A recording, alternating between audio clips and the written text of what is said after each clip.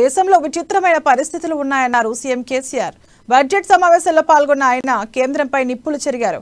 దేశంలోని ప్రస్తుత పరిస్థితులపై సుదీర్ఘ చర్చ జరగాల్సి ఉందన్నారు.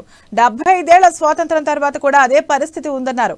కేంద్ర బడ్జెట్లో తెలంగాణ రాష్ట్రానికి తీవ్ర అన్యాయం జరిగిందన్నారు. నర్సింగ్ కాలేజీలో విషయంలోనూ ఇదే జరిగిందన్నారు సీఎం కేసీఆర్. మోడీ గారు నాకు లెక్క ఏం చెప్పాలి, చాలా మంది చెప్పిండ్రు. మోడీ గారి కన్నా బెహతరీన్ పనిచేసిండు ఆయన, కానీ ఆయన చెప్పుకోలే. చేయలేదని వీళ్ళు ఎక్కువ చేసి దేశాన్ని నమ్మించి మేమేందో చేస్తామని చెప్పారు. ఆ చరిత్ర నా దేశంలో ఒక విచిత్రమైనటువంటి పరిస్థితి అధ్యక్ష.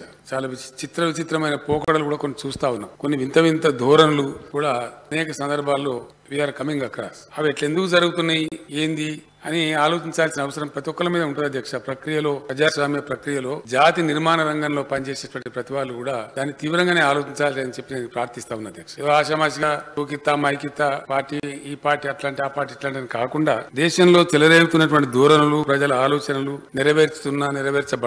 నెరవేర్చబడకుండా మిగిలిపోయిన ప్రజల యొక్క ఆకాంక్షలు, ఆశలు, మధ్యలో చెలరేగేటువంటి ప్రజల యొక్క ఆక్రోశాలు, వీటన్నిటి సమాహారంగా డెఫినెట్ గా ప్రజా జీవితంలో ఉండేటువంటి వాళ్ళు తీవ్రమైనటువంటి ఆలోచన, చర్చ జరపాల్సినటువంటి అవసరం ఉంటుంది అధ్యక్ష.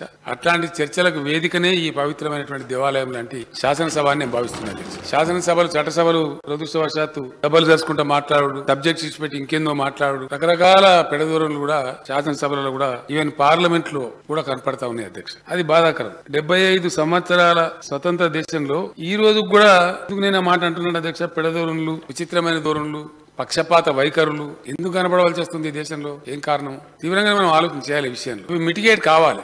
దేశంలో ఒక విచిత్రమైనటువంటి పరిస్థితి అధ్యక్ష. చాలా విచిత్రమైన పోకడలు కూడా కొన్ని